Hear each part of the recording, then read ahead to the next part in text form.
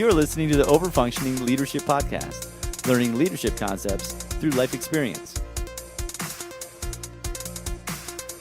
Friends, hello. Welcome to another OverFunctioning Leadership Podcast. I'm Alex. I'm John. And I'm Zach. And we're glad to have you back. Today, we're actually going to be responding to one of our listeners who sent in an email to theofpodcast@gmail.com. That is theofpodcast@gmail.com. If you have questions, please send us in. We will read them, laugh, and then decide to answer them. We have to sift through lots of emails. There has been... After all the sifting, this was the one that came out. Yes, yeah. And I had to pull it out of the spam folder.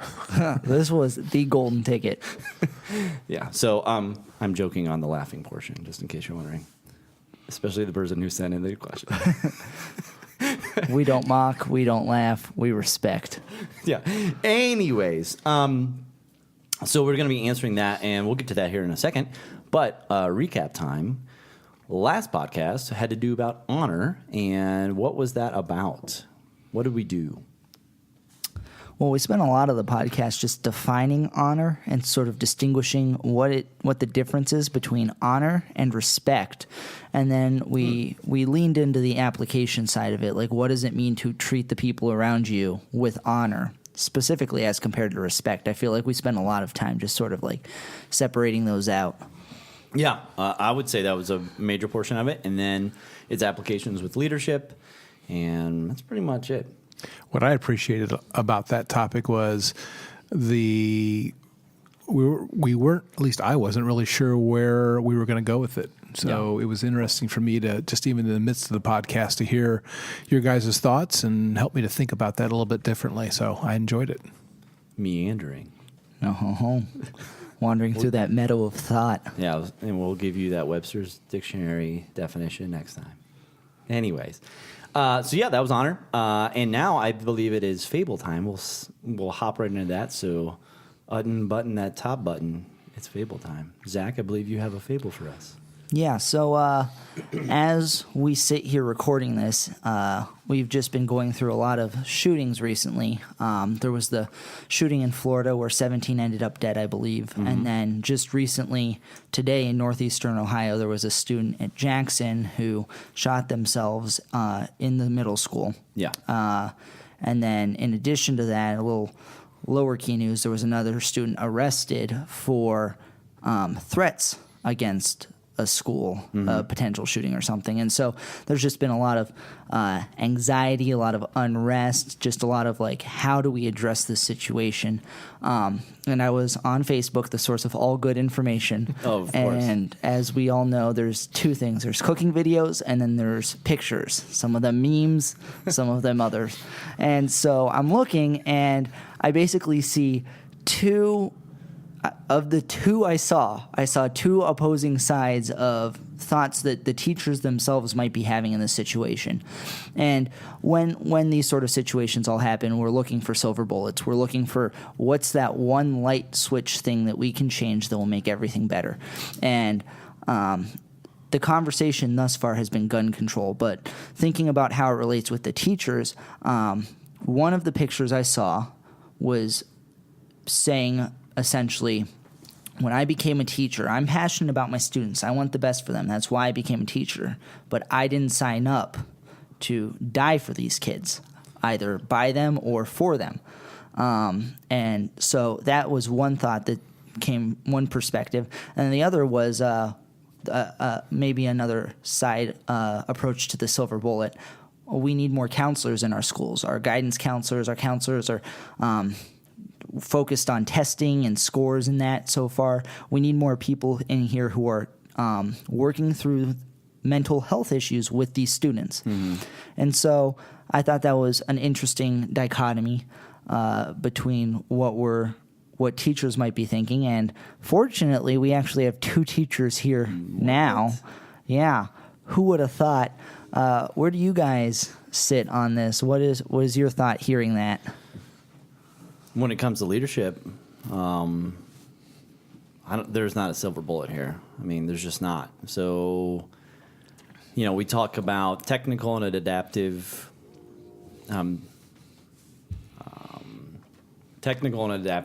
solutions, and those are going to be technical solutions. I'm not saying that reducing gun use or adding metal detectors may not be a bad thing,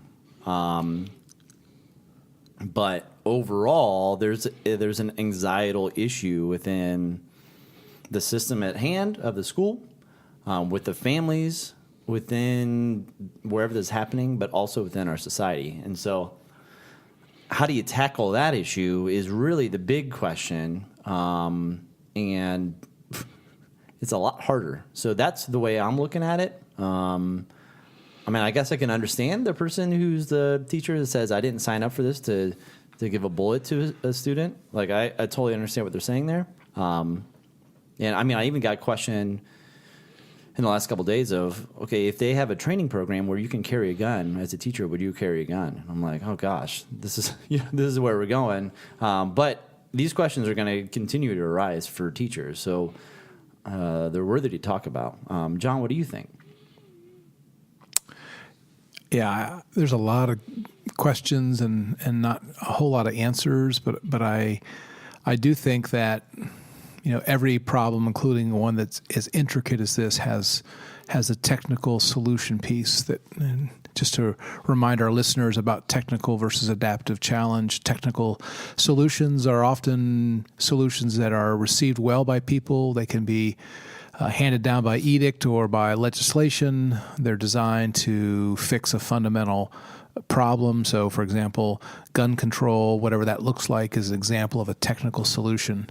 And it can make a difference. It can help. One has to wonder, in a country like the United States that has far more mass shootings than other countries, and one would argue perhaps that the anxiety level in the United States is not appreciably higher or lower by itself than other countries. Mm-hmm. One has to wonder, okay, what's going on with the U.S. versus other nations? So I think it's something to consider. But, the underlying reactive behaviors that come out of anxiety is a difference. And that's where the adaptive piece, where it's far more complex and harder to figure out how to solve that. You talked about anxiety in a family or in a society, and how does one reduce that? And I certainly think it starts with the individual leaders, whether it's school leaders or family leaders. That hero model where the hostile environment is the top, the numerator. If you can think of a fraction, the hostile environment in the numerator, and then the response of the organism. So at some level, we have a highly emotional, hostile environment, tense situation, and so the response of leaders, I think, is really important. The issue is that if you've read anything by Ed Friedman, he would say that there's going to be a failure of nerve, though, when it comes to leaders being able to step up, and that's where we have some of these issues, though. So you have a leader, let's say we want a new president who's going to come in and be able to shoulder some of this anxiety through Bowen family systems theory. And Ed Friedman would argue that it's going to be hard for that person to jump in based off of various things, but especially just for themselves as that leader to be able to shoulder all that anxiety. They might not be able to have the nerve to do that, but also the society that's voting for them might not even want to vote for them because of their clear-cut guiding principles. And so it's a sticky situation, and that's why it's called politics, right? Yeah. It's a paradoxical approach to leaders, because the ones you want aren't always the ones you need, and the ones you need are the ones you push out. It seems like that happens frequently. Yeah. And I actually just got a text from earlier from my girlfriend, and she sent me this article that I skimmed through shortly, and it was wondering if the media is going to approach this at all from the side of these shooters have all been male, and relatively they've had a lack of father figures in their life, and wondering if they're going to approach that side of these incidents. And that's interesting from Bowen's family systems theory, because who is the leader of your nuclear family typically? It's the father. And one point that I read in the article that was really interesting to me is we see daughters growing up in these same nuclear systems, right? Mm-hmm. But they're not the ones doing this. And so it's that this article suggested that it's that there's an integral relationship between a father and a son, which I don't think people would disagree with. But the lack of that relationship might have some part to play in all of this. Yeah, and I mean, we're not going to go down this road too much farther, as far as like biological reasons, but like, I mean, guys are also different from females when it comes to a lot of different areas, right? Not only anatomically, but just certain features of violence seems to be higher within males than they are within females. So that's, we could go down that road, but that's here nor there. But I mean, I think all three of us would say the lack of any type of leadership within a household, especially one that is, by all accounts, is good when you have both the man and the woman, or the two head of house people that are there, whether it's man or woman or whatever you would decide you want to do that, you still need that good leadership. And so, but do I think there's a correlation with not having the male counterpart there to guide? I think there's probably something to that. You need somebody to turn down the anxiety. Mm-hmm. And when a family leader is absent, then that person isn't there to do that. And when one's left to moderate their own anxiety, especially at a young age, it's really hard to do that. So I would agree that a family leader not being present, either physically or being able to be a thoughtful presence, makes living in that environment much more difficult. Yep. Well, we're going to go ahead and transfer into our main discussion today because it actually has to do with family stuff, specifically the families and how we grew up. So the question that we received on the email, theofpodcast@gmail.com, was, how did each of you develop a sense of leadership as teenagers / young adults? And how did that impact your families and peers? So let's start with this. How did each of you develop a sense of leadership as a teenager or a young adult? Zach, you're the youngest. I say you go first. So I've been thinking about this since we broached this question in our group text. And two things that popped into my head was, specifically since we're always trying to tie this back to the family, I grew up in a way that my mom cut my hair from the day I was born after the first time, because took me to the shop, the hair chop shop, and I cried, and she's like, I can do this myself. And so since then, my mom's cut my hair. And part of that has been me watching her emotionally process things.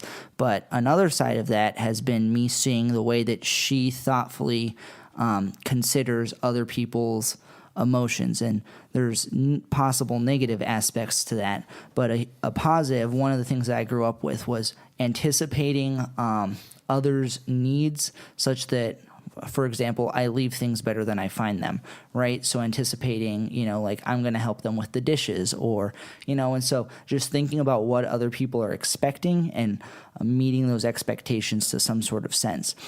But what that sort of plays into is you're thinking about other people a lot, right? You're sort of figuring out how you relate to them. And the first time I would say I remember being a quote-unquote leader was actually for a mission trip training outing that we did for our church when I was in like middle school or something. And so we went to camp, and we're doing all these fun little like get to know you games. And like, one of these icebreaker games was you had 8 people holding a rope, and they told you to make shapes out of them with 8 people. And so the catch of the game was you're all blindfolded, every single one of you. And so it was that game that I remember being applauded for stepping up and taking charge of everyone and solving the problem. I had just done it because I thought it was an interesting problem to solve. But I remember that they applauded the way that I directed the other people and just handled that problem solving. And it's just interesting to think that that's the first time I recall like me in a leadership context. So the question is did you identify yourself as a leader, and did other people identify you as a leader because you took charge? And is that an identifier of a leader? And I think that's funny because that was the first time I recall being identified as a leader, and I would not have. And that was in middle school. I don't think I was identified as a leader until high school, late in high school, if that, just among certain, what my family jokingly calls the social outcasts. I was sort of their social leader of that friend group. Yeah. But in college, when I really took up the mantle as a resident assistant in college was when I really feel like I brought leadership into my identity. Yeah. I wonder if this whole taking charge, because I hear that a lot, so we need somebody to take charge, and that's a leader. Isn't that just bred out of anxiety? Right, John? Well, I was thinking of the problem-solving piece, and leaders that I work with oftentimes have gotten to the point where they are professionally because they were good problem solvers. They took charge, and they saw a problem, got everybody organized, and they became a natural leader, if you will. And solving problems and being a resource to others is helpful, but boy, it doesn't take very long to then get into solving problems that actually aren't yours. And many of the leaders, I'd say the vast majority of ones that I talk to, struggle with being too helpful and getting involved in situations, triangles essentially, where people are asking them to solve problems that really aren't theirs to solve. So it's something that gets you in the door, but then it kind of swallows you up, and you're not sure quite where it ends. And I see it a lot. I just wonder if, you are Zach in 8th grade, and you're doing this thing, and you're all holding onto the rope, and you're all blindfolded, and nobody's saying anything or doing anything. Yeah. I mean, this kind of thing happens at school, or if you're doing a presentation with kids or anybody, and what you're supposed to do, if nobody is responding, you just sit there and wait. And the anxiety builds, and then somebody has to do something, And I just wonder if it's more of the reason why that you stepped up. Was that a reason because you felt like you had to step up because you're a leader, or you felt like a step up because it was so awkward? The way I imagine this happening, and I only loosely recall this incident, I think I probably waited until I was sure I had a better approach than everyone else. I knew I had a way to solve it the entire time, but I think I let one or two people attempt to make it work ahead of me before I actually took charge because I knew that I was going to do better than them. And I mean, that's interesting because I waited until the anxiety was, sort of leveled off because I wouldn't be blamed if I failed, Yeah. And I think that flexibility piece is helpful where certain situations somebody has to step forward and make a decision and get people heading in a certain direction.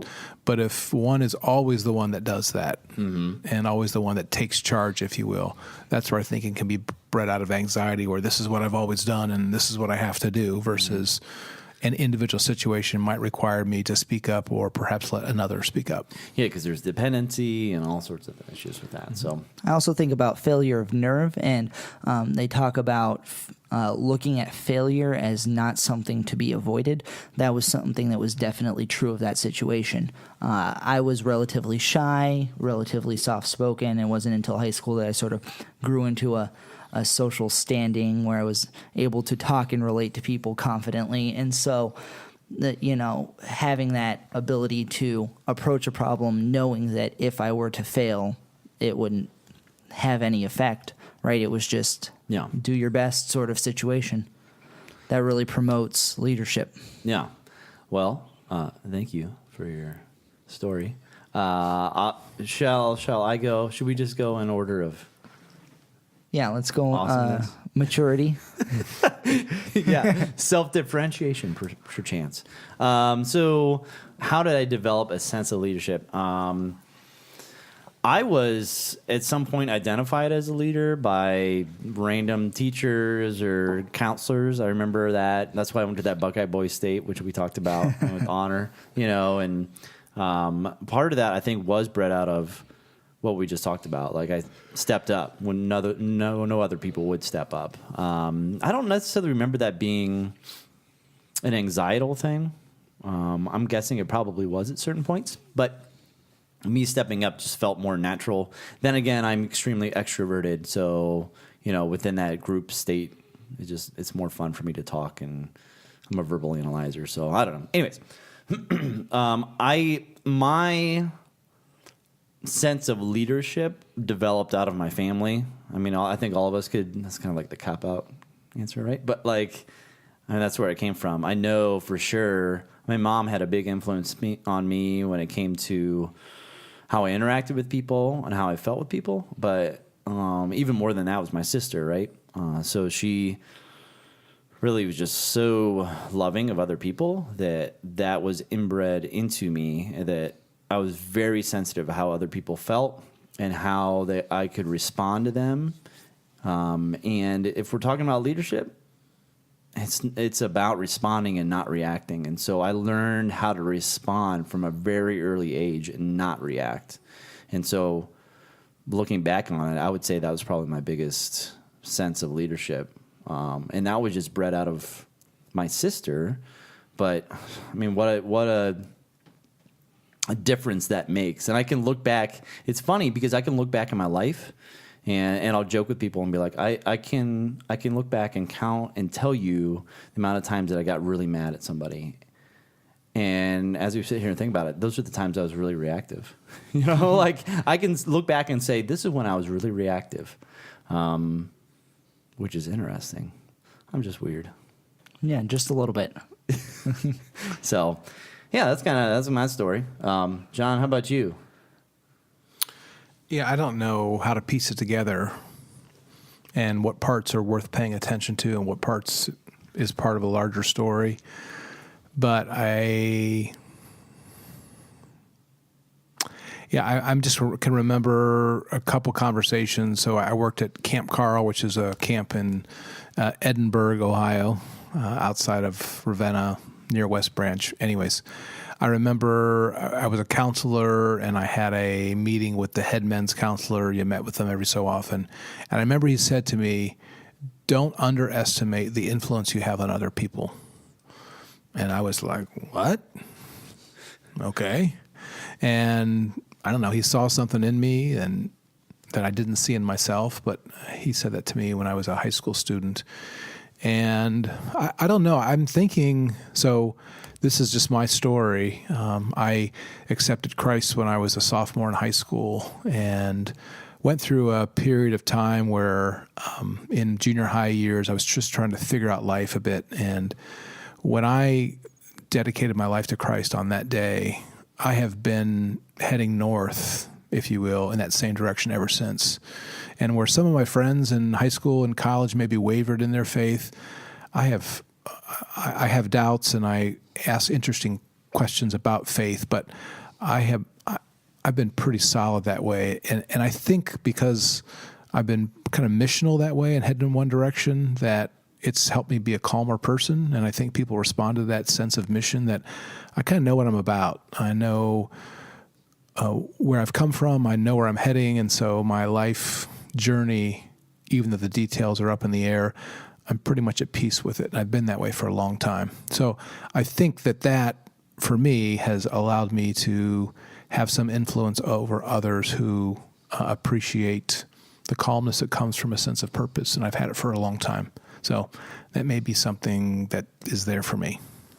Yeah, I mean, we talked about guiding principles.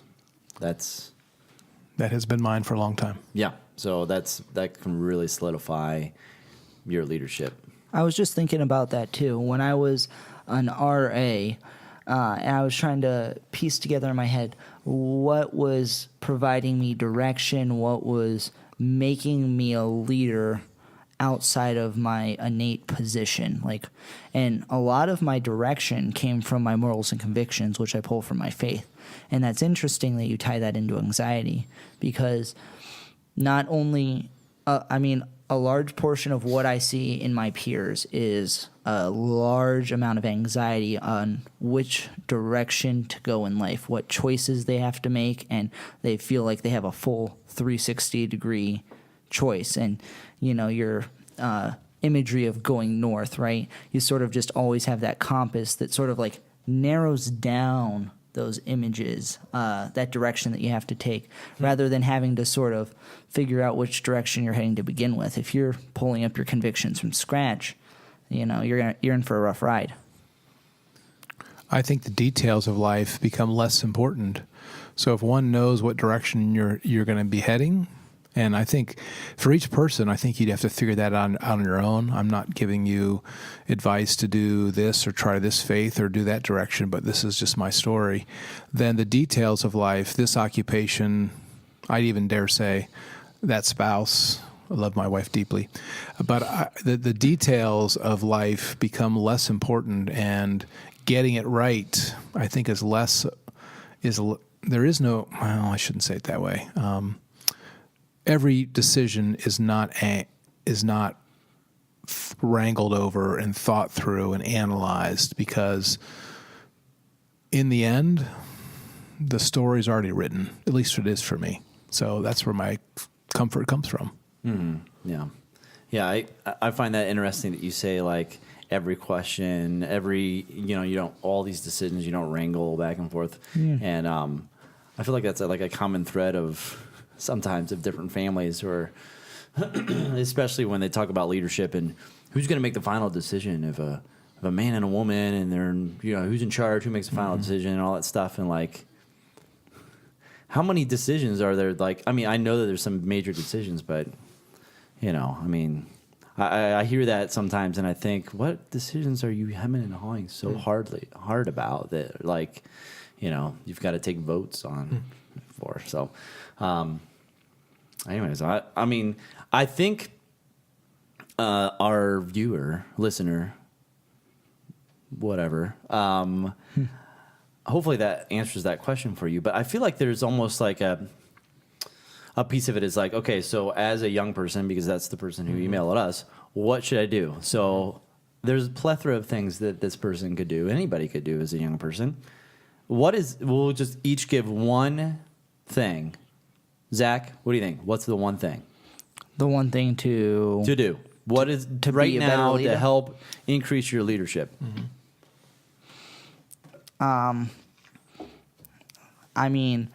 Personally, I think it comes down to that conviction. For me, it's a moral conviction on some level, and just figuring out what you stand for, and then trying to efface that in all of your relationships. For me specifically, I've always sought to be a patient listener, right? And that's really where my leadership sprang out of. That's why I sought the positions I sought, and that's why I formed the relationships that I did that eventually led me to being in official, quote-unquote, leadership positions. Gotcha. John, what do you say? I would piggyback on the guiding principles of figuring out what you believe, thinking clearly about that, taking ideas and thoughts from family and others, but ultimately forming your own convictions. And I think as part of that, being open to new ways of thinking, which includes meeting people from all different backgrounds, appreciating different cultures and perspectives, and taking that into account. But I think it's pretty important to think about clearly, what do I believe and what do I stand for?